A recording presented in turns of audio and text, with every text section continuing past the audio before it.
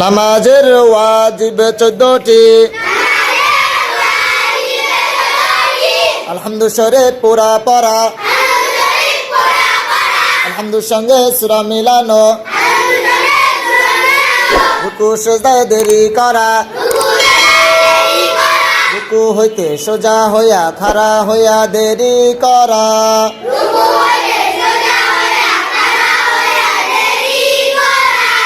দুই সিজদার মাঝখানে সোজা হইয়া বসিয়া দেরি করা,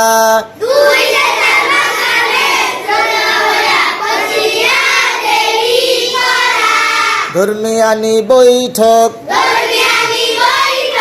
দোনো বৈঠকে আত্তাহিয়াতু পড়া,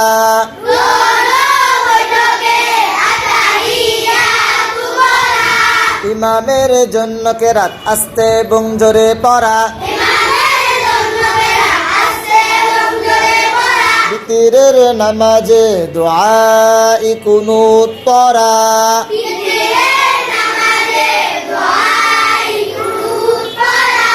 প্রত্যেক ফরজ নামাজের প্রথম 2 রাকাতকে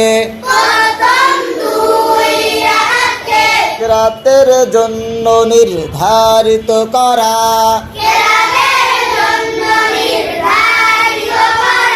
প্রত্যেক রাকাতের ফরজগুলির তারতিব ঠিক রাখা,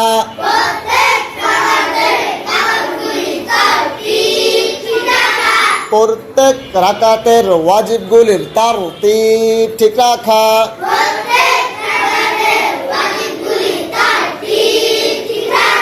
আসসালামু আলাইকুম বলিয়া নামাজ শেষ করা।